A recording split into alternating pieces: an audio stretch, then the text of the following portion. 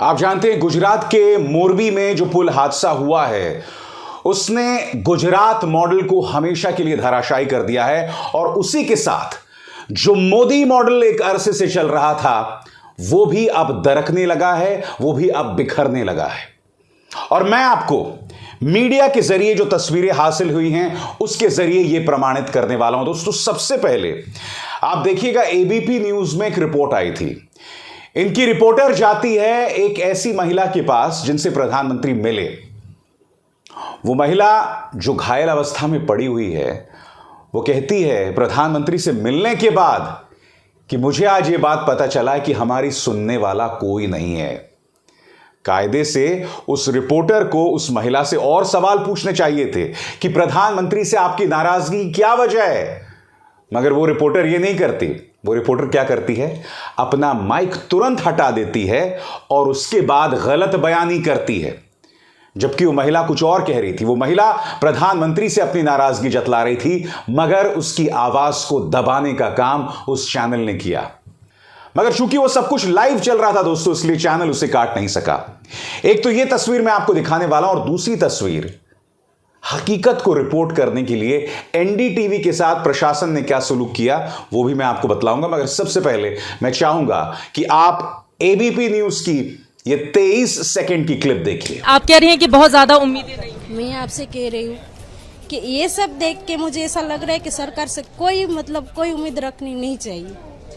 देखिए, यहाँ पर ये सविता बेन है, इनका ये कहना है कि अभी प्रधानमंत्री नरेंद्र मोदी इनके पास खड़े थे और इनका ये कहना है कि चूंकि प्रधानमंत्री उनकी तबीयत खराब है तो यकीनन वो ज्यादा उनसे बातचीत नहीं की और फिर उनका हालचाल लेकर वो दूसरे कमरे में चले गए।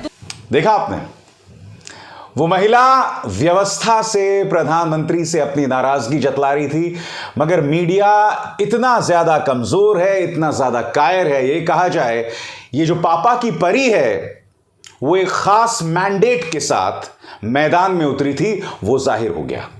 और ये मत सोचिए ये इकलौता चैनल है जो इस तरह से पीड़ितों की आवाज को दबा रहा है, नहीं। भारतीय जनता पार्टी इस कदर बौखला गई है कि इन्होंने अपने पालतू पत्रकारों का इस्तेमाल शुरू कर दिया और वो पालतू पत्रकार अब मृतकों तक पर निशाना साध रहे हैं।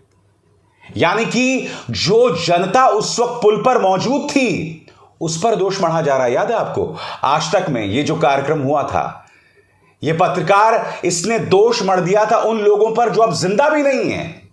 इससे पता चलता है कि भारतीय जनता पार्टी किस तरह से बौखला गई है।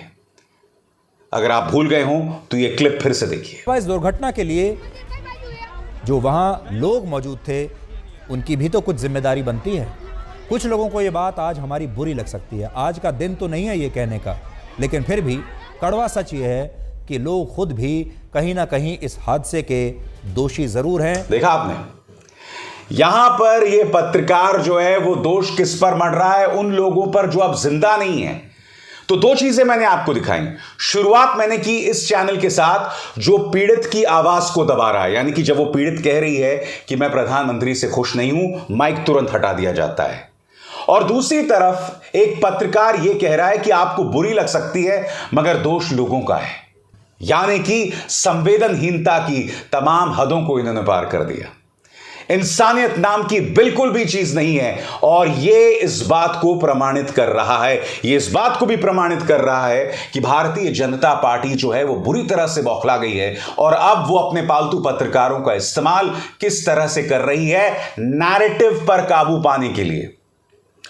संवाद जो चल रहा है उस पर काबू पाने के लिए, क्योंकि अगर जनता की आवाज ही सामने नहीं आएगी तो बाकी देश की जनता में संदेश कैसे जाएगा कि गुजरात मॉडल है क्या भला। अब मैं आपको एक दूसरा वीडियो दिखा रहा हूं इस वक्त आपके स्क्रीन पर। यहां पर एनडीटीवी का रिपोर्टर जो है वो सामान्य तौर पर रिपोर्टिंग कर रहा था, जनता के मुद्दों की बात कर रहा था, अस्पताल की जो हालत है उसकी बात कर रहा था। आप देखिए, पुलिस आती है और फिर उन्हें कहती है कि आप अस्पताल से तुरंत निकल जाइए। एनडीटीवी की टीम को बाहर कर दिया जाता है सिर्फ इसलिए क्योंकि एनडीटीवी की टीम आप तक हकीकत पहुंचाने की कोशिश कर रही थी। मैंने आपके सामने दो मॉडल रखे, एक तरफ एबीपी न्यूज का मॉडल, एक तरफ एनडीटीवी का मॉडल। एबीपी न्यूज में साफ तौर पर जो महिला रिपोर्टर थी उसके सामने एक पीड़ित व्यवस्था से अपनी नाराजगी जतला रही थी और एक पत्रकार का फर्ज होता है कि जब व्यवस्था से कोई अपनी नाराजगी जतलाता है तो उस नाराजगी को आपको देश के सामने पेश करना चाहिए। मगर कायरता देखिए, पत्रकारिता के प्रति जो इनका गैर संजीदा रवैया है, उसकी मिसाल देखिए कि उसने तुरंत माइक हटा दिया। और दूसरी तरफ सामान्य ढंग से रिपोर्टिंग करने पर प्रशासन ने उन्हें बाहर कर दिया। मैं एक बात कह दूं, यह इस बात को प्रमाणित कर रहा है कि भारतीय जनता पार्टी कितनी ज्यादा नर्वस है।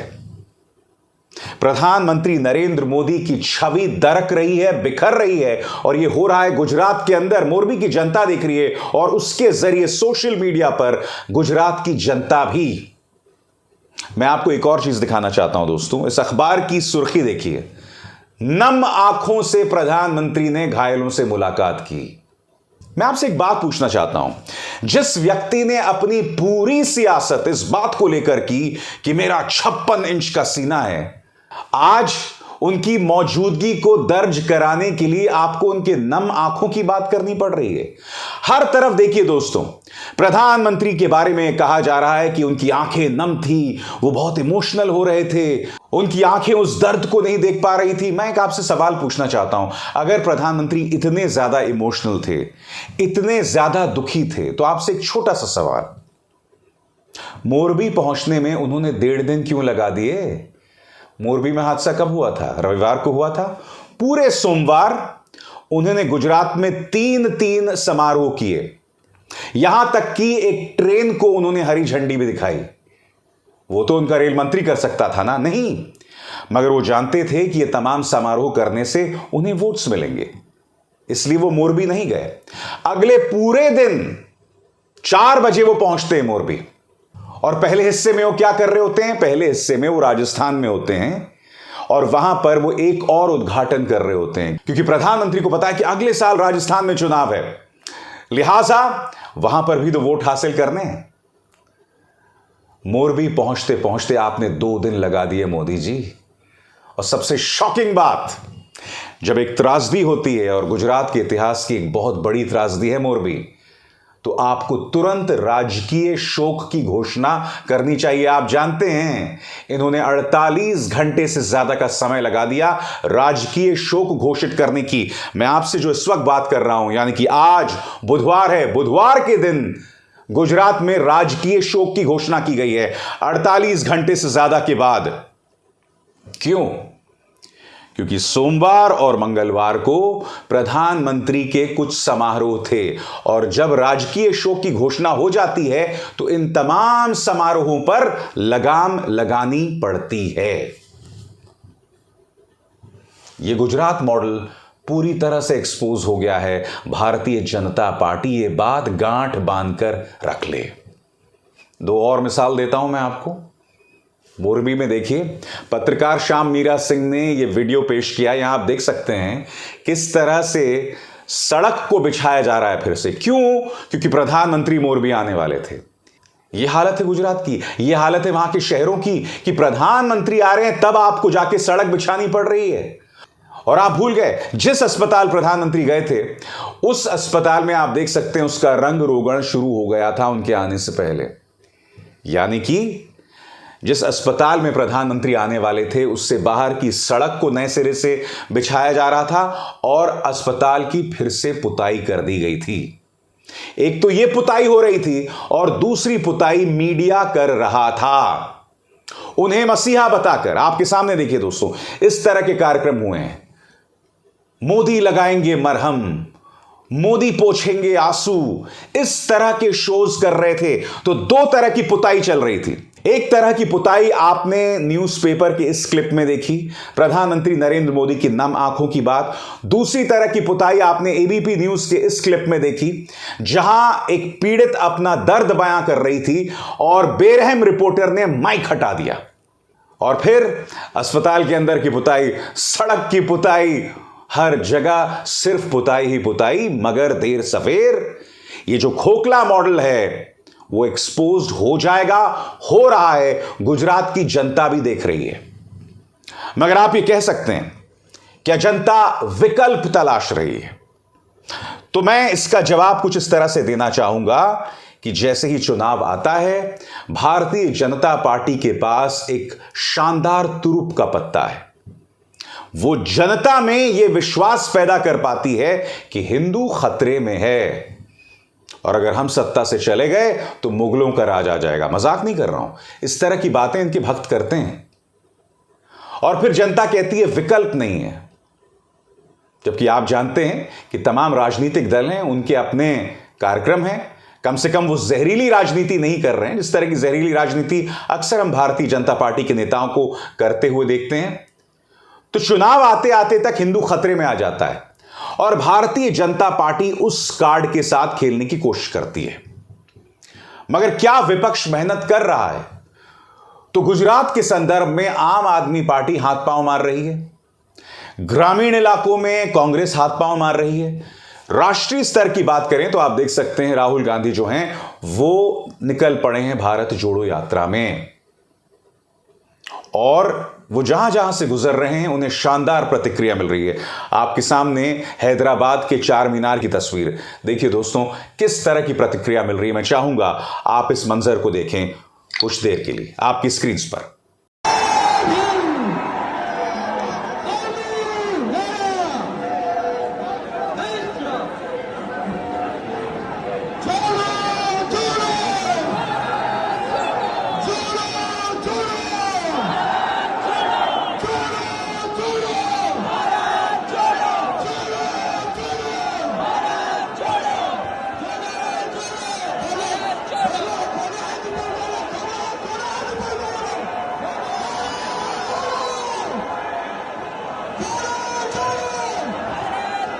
तो चाहे केरल हो, तमिलनाडु हो, कर्नाटक हो, हैदराबाद हो, राहुल गांधी को इस तरह की प्रतिक्रिया लगातार मिल रही है। बड़ा सवाल ये कैसी तरह की प्रतिक्रिया उन्हें मध्य प्रदेश, महाराष्ट्र, उत्तर प्रदेश में भी मिलेगी जब वो वहां से उनकी यात्रा गुजरेगी। कोशिश लगातार जारी है दोस्तों, और इस देश का इतिहास है कि कभी भी यात्राएं जब निकाली गई हैं तो उसका असर होता है। और राहुल गांधी की यात्रा बहुत मुश्किल है, शारीरिक तौर पर भी और मानसिक तौर पर भी, प्रतीकात्मक तौर पर भी, सिंबॉलिकली भी यह यात्रा बहुत मुश्किल है। और मैं आपको बताता हूं क्यों। शारीरिक तौर पर तो है ही, हजारों किलोमीटर का सफर उन्हें कन्याकुमारी से कश्मीर तक तय करना है, मगर वो लगातार कर रहे हैं, वो दौड़ रहे हैं, लोगों से मिल रहे हैं, लोगों का प्यार मिल रहा है। मगर दूसरी तरफ मानसिक तौर पर भी, क्योंकि वो जानते हैं कि जब तक कांग्रेस एक समानांतर प्लान देश की जनता के लिए पेश नहीं करेगी, इस यात्रा के कोई मायने नहीं है। क्योंकि आप जानते हैं इस यात्रा को मीडिया दिखा ही नहीं रहा है। कायदे से यह इस वक्त की सबसे बड़ी राजनीतिक खबर है, इस पर डिबेट होनी चाहिए, मगर मीडिया ने इसे सिरे से नजरअंदाज कर दिया है। क्यों? वो इसलिए क्योंकि अगर वो इसे दिखाएगा तो जनता में एक संदेश जाएगा, और बीजेपी नहीं चाहती वो संदेश जाए।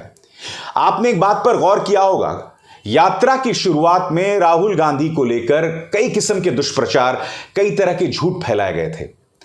अब वो भी नहीं फैलाए जा रहे हैं। अब मीडिया और बीजेपी उसका मजाक भी नहीं उड़ा रही है। क्यों? क्योंकि मीडिया भी समझ गया है और बीजेपी भी समझ गई है कि अगर आप उस यात्रा का मजाक उड़ाएंगे तो देश की जनता देखेगी हकीकत क्या है, और फिर देश की जनता में उस यात्रा की चर्चा होने लगेगी। और भाजपा ये किसी भी कीमत पर नहीं चाहती, इसलिए उसने मीडिया को फरमान दे दिया कि इस यात्रा की एक भी तस्वीर ना दिखाई जाए। सोच देखिए दोस्तों इनकी किस तरह से काम करती है। वो जानते हैं कि जब तस्वीर ही नहीं दिखाई जाएगी तो जनता में इसका कोई असर ही नहीं होगा। दूसरी तरफ अगर मीडिया में प्राइम टाइम में राहुल गांधी का मजाक भी उड़ाया जाएगा, तब भी वो यात्रा चर्चा में आएगी, और जनता अपने सूत्रों के जरिए, अपने सोर्सेस के जरिए उस यात्रा को अपनी निगाह से देखने की कोशिश करेगी। और भाजपा ये नहीं चाहती, मीडिया ये नहीं चाहता, इसलिए पूरी कोशिश की जा रही है अनाप शनाप हेडलाइंस देने की कि नम आंखों से प्रधानमंत्री ने मुलाकात की। जब पीड़ित अपना दर्द बयां करते हैं न्यूज चैनल पर तो माइक हटा दिया जाता है। जो मीडिया हाउस सलीके से मुद्दे रख रहा होता है उसे बाहर का रास्ता दिखला दिया जाता है। और चलिए एनडीटीवी से तो भाजपा की नाराजगी मैं समझ सकता हूं। रिपब्लिक ये तो इनका पालतू न्यूज चैनल है ना, रिपब्लिक इस वक्त लगातार गुजरात के मुख्यमंत्री से सवाल पूछ रहा है और ओरेवा ट्रस्ट पर जिन्होंने उस पुल की मरम्मत की थी उनसे सवाल कर रहा है। गुजरात पुलिस, गुजरात प्रशासन रिपब्लिक के रिपोर्टर्स को भी धक्के मारकर बाहर कर रहे हैं, जबकि आप जानते हैं रिपब्लिक न्यूज जो है इनका पालतू न्यूज चैनल है, यानी कि रिपब्लिक न्यूज भी जब सवाल करेगा तो उन्हें भी धक्के मारे जाएंगे। यह आपके सामने उसकी एक मिसाल है जो मैं आपको दिखा रहा हूं। यानी कि जो भी सवाल करेगा उसे धक्के मारो, और जनता जब अपने दर्द को बयां करो तो जनता की आवाज को ही दफना दो, जैसा कि हमने एबीपी न्यूज में देखा था। तो मैं फिर दोहराना चाहूंगा, गुजरात मॉडल पूरी तरह से एक्सपोज हो चुका है और मोदी मॉडल भी अब दरकने लगा है। क्या यह उल्टी गिनती है? यह तो वक्त ही बताएगा। अभिसार शर्मा को दीजिए इजाजत। नमस्कार।